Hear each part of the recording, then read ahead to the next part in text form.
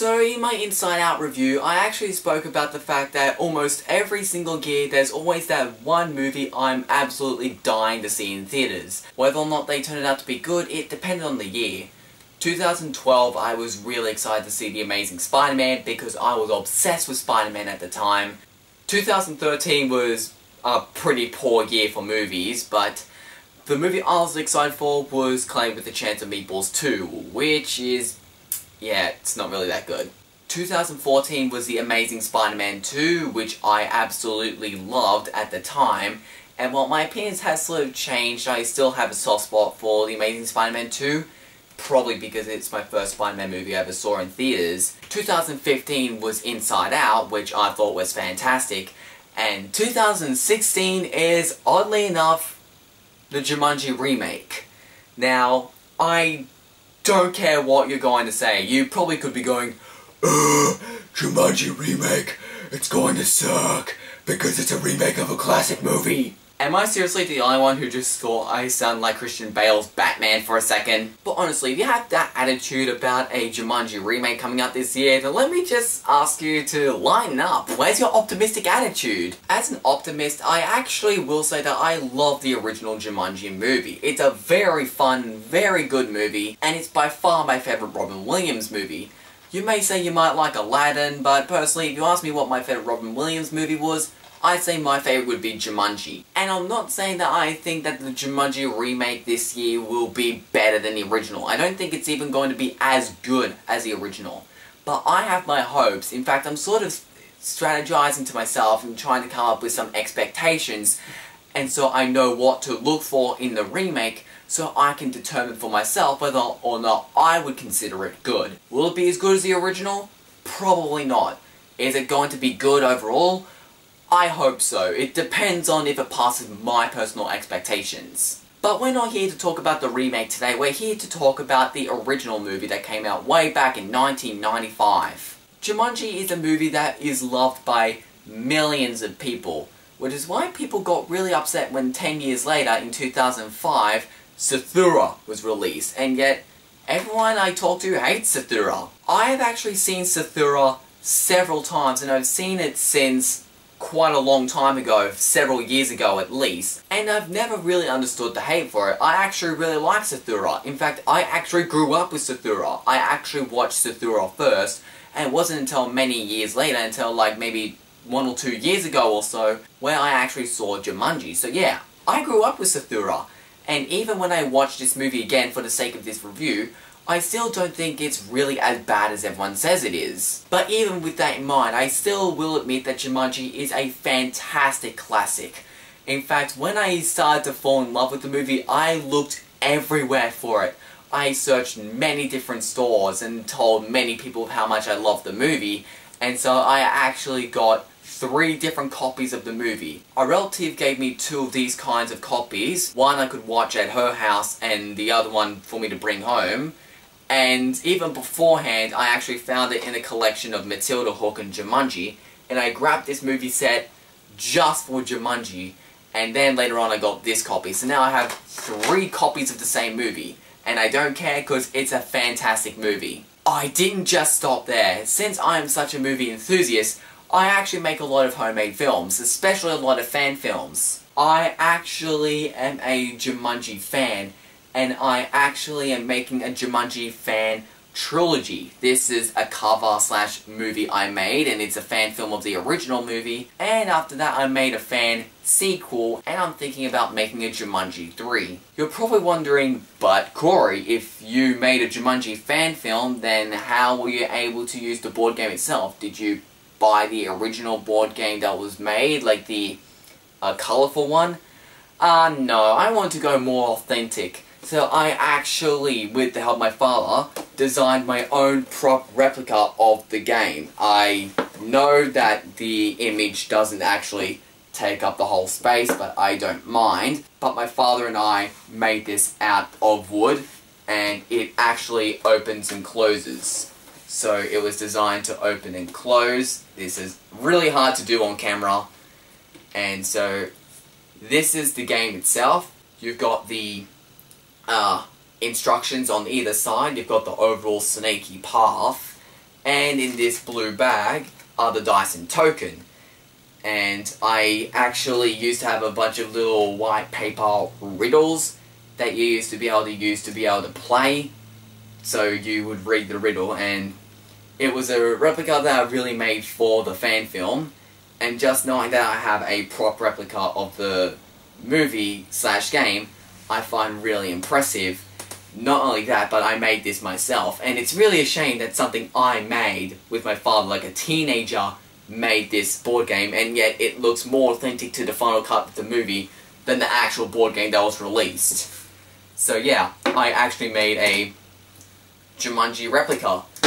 Very proud of it, and I'm keeping this forever. So yeah, I made my own Jumanji, and I hope you enjoyed seeing it, because yeah, I made my own Jumanji. So now you should get the idea that I actually do really enjoy both films. Zathura is a very underrated movie, but yet you still get the idea of how much I love the original Jumanji. So which one's the better movie? Well, that's what we're here to find out for. Welcome to my first episode of Battle of the Flicks, where I look at two movies that have something in common with each other. Look at the story, protagonist, antagonist, action / animation, and the soundtrack, and I look at the two to see which one is the better movie. Today's episode is Jumanji vs. Zathura.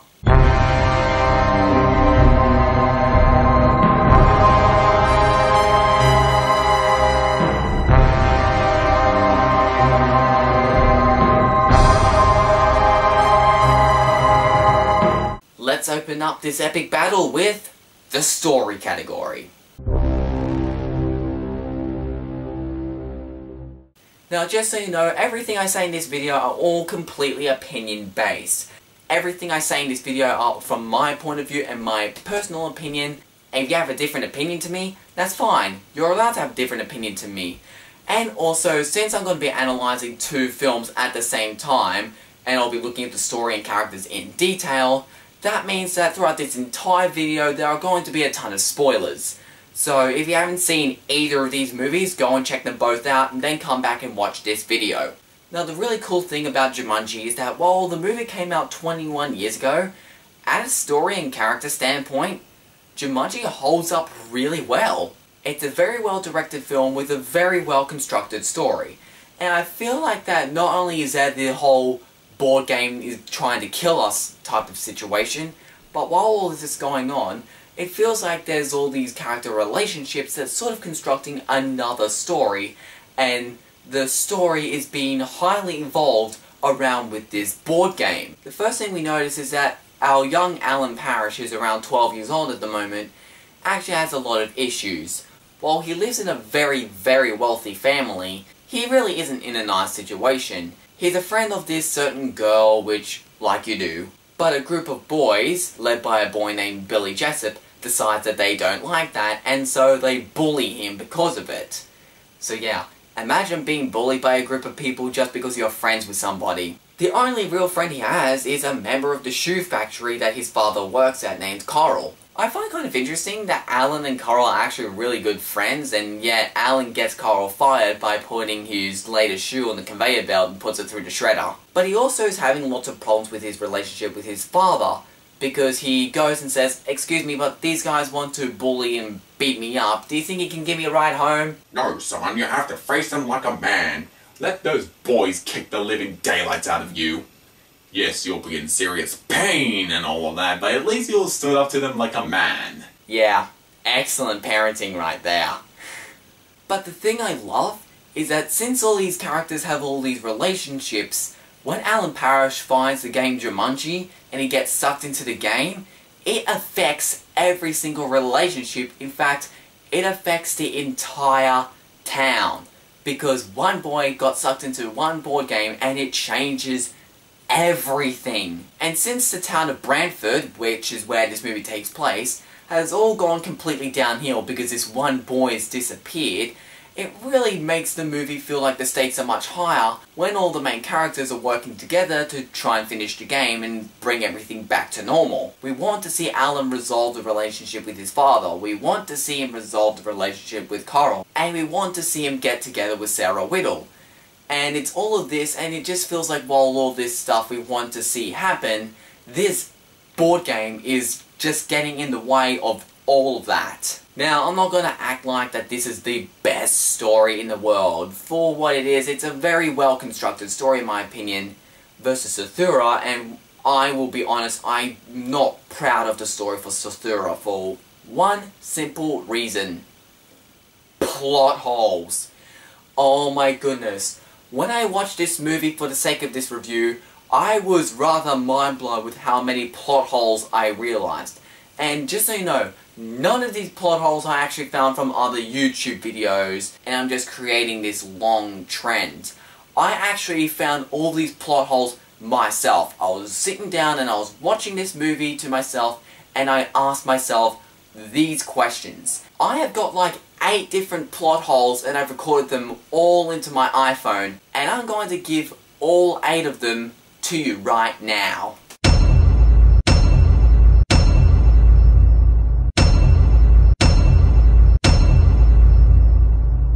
Okay, so how exactly did Sathura get into the basement in the first place? Like, when Denny finds it, he finds it in like a gap of the 2 staircase boards, and yet it's conveniently at the same height as his eye level. Very convenient, and yet if it's so conveniently placed, how is it that no one has actually found this board game yet? How is it that only now someone actually discovers it's there? How did it get in the basement? How did Danny get away with cheating, and yet when Walter put the piece back to its original position, he gets an automatic ejection? He puts the piece back to where it originally was, and then he gets an automatic ejection, and yet somehow when Danny actually does cheat, he gets away with it. How? When did Danny actually have time to do this in the first place? Between the 2 times when he leaves and comes back at the game, he really hasn't had any time to be able to actually cheat. This problem could have easily been solved if we got at least a one shot at one point of him quickly running to the game, as if it was going to retake his turn or something. And we don't really get the idea what was he doing at the game. And then later on, when we found out that he's actually cheated, then we would have been able to piece together, oh, so that's why he went back to the game. But since we don't have that shot, he really didn't have time to do it because he was busy turning off the light in the furnace and looking at the older Walter burning the couch and all this other stuff they're doing. When did he have time to cheat in the first place? If Walter was stranded in space for 15 years, then how on earth did he get access to new clothes that perfectly fit him, and yet he somehow managed to gain access to his own spacesuit? Where did you get the spacesuit? You can't get a spacesuit if you're stranded in space. And speaking of being in space, how is it that all these characters are able to breathe? Apart from the astronaut, they have no space outfits, yet they're in a house, and there's even a scene where the main characters, Danny and Walter, are standing on the porch, and yet they can breathe. How does that work? It's never answered. What is the point of the character Lisa in this movie? She doesn't really contribute to the plot. You can remove Lisa from the movie and it doesn't change anything. What's the point of this character? How does Lisa just assume that it's nighttime? And don't just say that it was dark and everything, because you can clearly see the stars. So you can clearly see the stars, and yet you're just going to ignore the fact that you can't see the driveway, the trees, the car park, the street, or the neighborhood, or any other stuff that you would usually see outside. But you can see the stars perfectly fine. How do you automatically assume that it's nighttime? How is it that Walter got sucked into the black hole, and yet Danny remained perfectly fine? I got why Lisa got sucked into the black hole. The position she was in, it basically exposed her, and it was very easy for her to get sucked into the black hole. And yet, Walter and Danny are basically in the same position, and yet Walter flies into the black hole and Danny's perfectly fine. How does that work? Honestly, I could keep going with plot holes, but those are 8 of the biggest ones, and basically, while we've got Jumanji that feels like it's this well, clever, and thought-out story, and yet Sathura just has way too many plot holes and way too many questions that it raises. And so, yeah, there's no competition. Jumanji has the better story.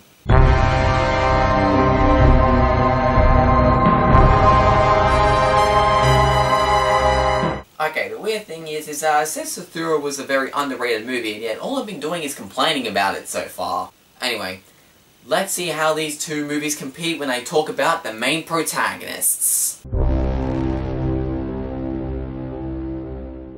Of course, with Jumanji, when you get a movie that stars Robin Williams, you know that you're going to be in for a treat. And yes, this guy is very, very entertaining. So much so that I think this movie is worth getting its own quotes. In fact, that is a new challenge I'm giving myself. I'm going to make a favourite Jumanji quotes. Not only is this a fun movie, but it's also got a great sense of humour as well. This is a very funny movie. There's a lot of laugh out loud moments. It's not as funny as other movies like Aladdin, but it's definitely a pretty funny movie. It's also got other entertaining characters. Sarah Whittle, Judy Shepard, and Peter Shepard. These are all very fun, likeable, entertaining characters. But that's all I really have to say about them. They're fun, entertaining, and likeable. But the weird thing is that Judy Shepard is played by a young Kirsten Dunst. And somehow here, in 1995, Kirsten Dunst plays as a stronger female character than as she plays in the original Sam Raimi Spider-Man trilogy. How is it that you play as a stronger character as a child? Again, Mary Jane is for a different review, but I like this cast and I like this group of people. I like them and I root for them. But I'm unfortunate to say that not even Robin Williams is able to save this cast slash this group of people to the main protagonists in Sathura. When I look at the characters, this is where I start to say that Sathura is an underrated movie. While I don't really like the story of Sathura for its massive abundance of plot holes, the plot holes are made up for the good characters. Now, I've heard quite a lot of complaints about these characters. I heard that Danny was just so young, whiny, and annoying, like, "You're really mean. Walter, stop! Stop! Walter! No! Walter!" And then you have Walter, who is just this unlikable, mean-spirited jerk, and you just hate this kid. And these characters are hated because of it. This is what you call a character arc. It's where you see a bunch of characters at one point in point A of the story, and they change in the second half of the story, and they grow into better people. Yes, Walter is unlikable at first, Danny is whiny at first, and yet I don't find Danny annoying, but since I actually grew up with this movie, I actually relate to both characters in different ages. When I first saw Sathura, I was around 6 or 7 years old myself, and so since I was around that age, I related to Danny more. When I was around 10, I related to Walter. And when I was a little kid, when I first saw Sathura, I thought to myself, wow, this older brother is really nasty to this kid. But that's the thing, you start out really hating this Walter kid, and yet these boys are well written, like you can see where they're coming from. And one reason why I actually don't mind the unlikableness of Walter is because of his relationship with his father. Now, this father is a very busy man, like all he really does is work, and he's divorced with a mother. And since Walter's having this harsh heritage with his parents, think about it. He's going through that phase of his life where he is starting to enter puberty, like he sort of needs more guidance, and he's kind of lost at the moment, and that you can just tell by his age he's in. And yet he's got his parents who are divorced, and he's got this very busy father. And so naturally this kid is probably underneath a lot of pressure that is shown off screen. But we can tell through this story writing, and since he's just so upset, he's letting his emotions bottle inside of him, and naturally he takes his frustration out on his younger brother, which would explain why he's so unlikable. And so now that I'm watching this movie as a teenager, I'm able to analyze these characters' relationships, and now I can actually see where Walter's coming from. And not only that, but he does actually learn a lesson. But he doesn't just improve in the flick of a switch either. He doesn't experience anything shocking and then instantly go, "Oh, I'm now going to be your friend now." Like, they even have conversations like, "Okay, I don't want you to be mean to me, not ignore me, and want me to treat me like your brother. Okay, fine, I'll respect you. But guess what? They keep arguing. Isn't that great? It just makes relatable dialogue. You don't just simply go, we're friends for the rest of eternity, without arguing. You would still have arguments every now and then. And they actually learn their lessons gradually. And by the end of the movie, they've actually become really great friends. And even if they fight, it's in a friendly way, like they would make jokes to each other, like they would just push each other around and just have fun. And so seeing these characters start to get along better, and they actually start to cooperate as a team and work together to beat Zathura. While Robin Williams is so entertaining to watch in Jumanji, and it's very unfortunate that he's passed away back in 2014, but as fun as he is, the characters from Zathura just learn more. Which is why I think that Zathura has the better main protagonists.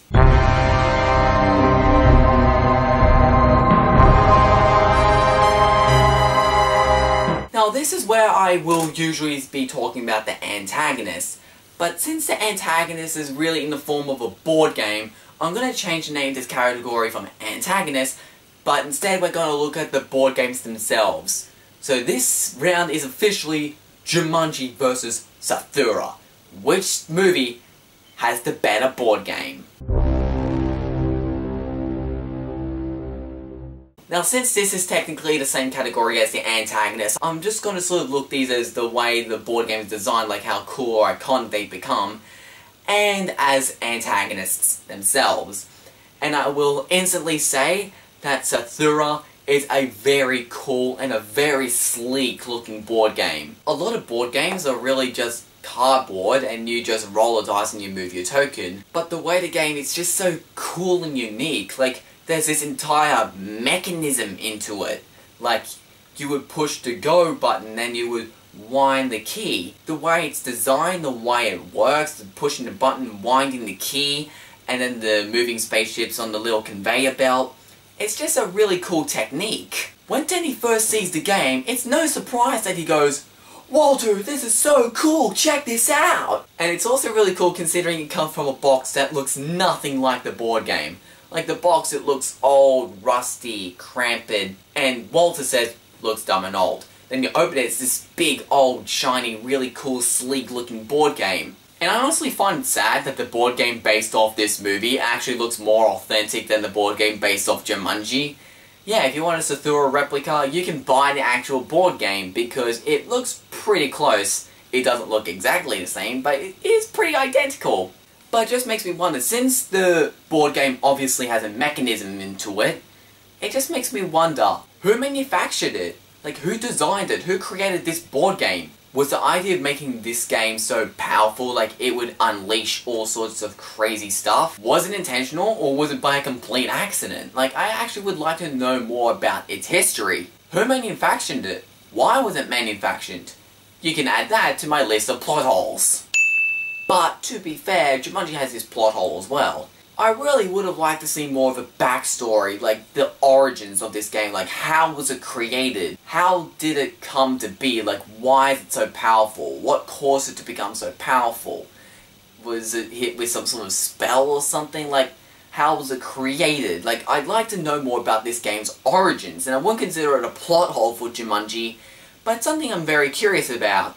And that is something I'm very intrigued to see, and I hope that might actually be explored upon in the remake. I would really like to see some sort of origin about this board game thing, because it'd be very interesting. You can get very creative with this game's origin. But while it did say that Zathura was a very sleek looking board game, Jumanji is just as cool looking. It's just such a complex, snaky pattern with the pathway, and there's just something about that just gives this magical wonder to it. Like, yeah, it's a board game that tries to kill people, but the way it's designed, the way it looks, it's just such a cool looking board game.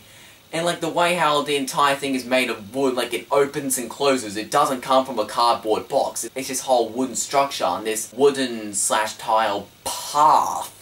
And honestly, if I honestly could have gotten my hand on one of the limited edition of the 50 screen accurate replicas, I really would have, and I actually would have gotten it if it wasn't for the fact that it was so rare and so expensive. But as a huge Jumanji fan, I really thought that would have been nice to have. And I will say that the Jumanji board game is more iconic looking, and while I actually have considered making my own replica of Sathura as well, I've already made the Jumanji replica. However, Sathura has only just been in consideration. I might do it, but yeah. So Jumanji is more iconic looking, but I feel like that Jumanji feels more like an antagonist as well.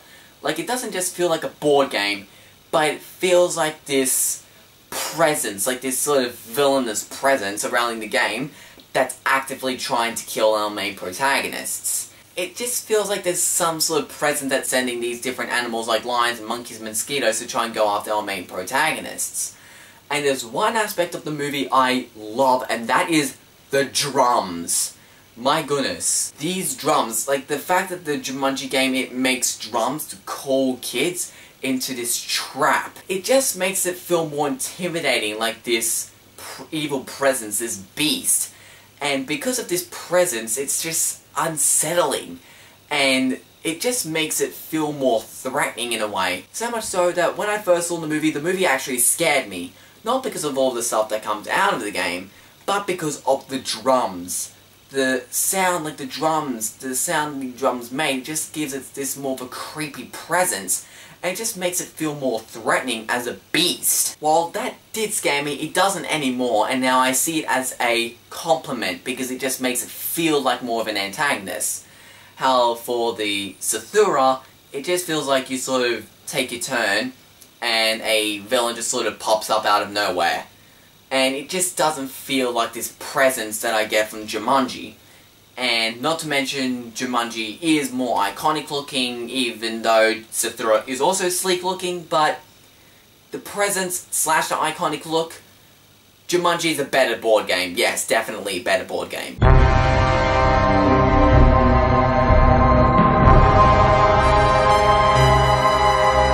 Now it's time to look at the photography and the effects of the movies. This is where we will get into my biggest problem with Jumanji, the effects. You can say this movie has a great story, you can say this movie has great characters, you can say it's fun, it's entertaining, you can say whatever you would like about this movie and how much of a classic icon. But one aspect I just really don't like about Jumanji anymore, it's the effects, because a lot of these effects are very, very dated. Now, movies like Jurassic Park and Terminator 2 and other movies that have been released lately, at the time, have actually had a combination of CGI and practical effects. And while Jumanji does the same thing, it has some practical animatronics and it also has some CGI effects. But here's the problem. Neither of them hold up anymore. There's a scene where a lion reveals himself from the shadows and like you start to see its face, and it obviously looks like an animatronic. It just doesn't feel like a living, breathing thing. And then they turn it into a CGI lion later on in the scene, and it feels like a much better effect. And then there's the monkeys. Oh my goodness, they look ridiculous. In one of my videos I did back in my Supersonic Corey channel, I did my first Pixar quotes video, and I made a joke about the monkey scene from the bloopers of Toy Story 2 where I threw these stuffed monkeys around. That was more realistic than the monkeys in this movie. The way their faces are just sort of, they look weird. The faces just don't look right. And the effects, a lot of them don't hold up anymore. Some do, like the CGI lion and the vines and the yellow pods and everything. But a lot of other effects, it just doesn't hold up anymore. The effects have become dated. The effects from Sathura, on the other hand, they've aged perfectly fine. And the reason why is because there actually is a lot of practical effects in Sathura. A lot of that stuff is actually real, like they set up these harpoons to actually destroy a whole chunk of the house. The scene where the characters pass the sun, they pass too close to Saurus 3, the gravity field starts affecting our main protagonists, and now they got that effect. It's not using CGI books and just having acting to make it look like they're having trouble, but what they did is that they set this house on this special tray thing, and they started to get it to tilt in whatever direction they wanted, so when stuff starts falling off the shelves and the characters are starting to have trouble moving, it's because these kids are actually in a tilting house to really sell that gravity effect. And so since there's so much practical effects, then the Zorgons actually are a combination of these guys in costumes along with some added CGI / blue screen effects, and just adds to the look, and so everything in the movie looks real. In fact, if Zathura came out today, it probably would have had worse effects because it probably would have used more CGI. I am actually really proud with the effects in Zathura. I don't care what you say about Jumanji, Zathura has the better effects.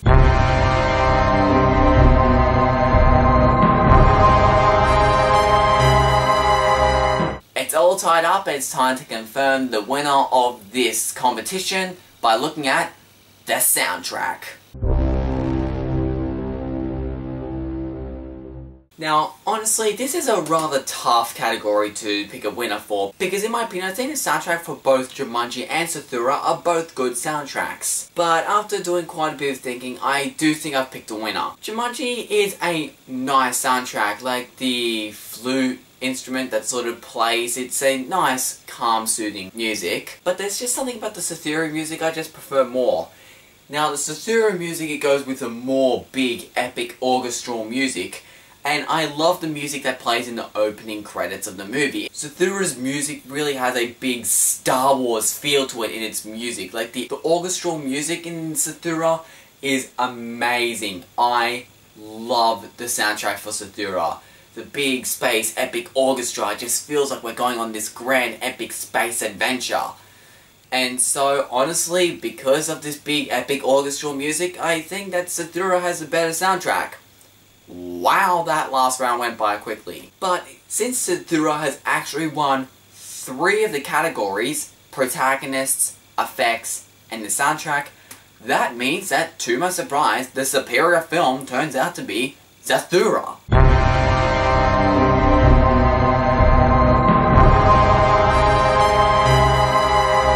So, to my surprise, Zathura turns out to be the superior film. Now, before you absolutely rage and go, come on, Jumanji is much better! But in my honest opinion, I think they're both really good films.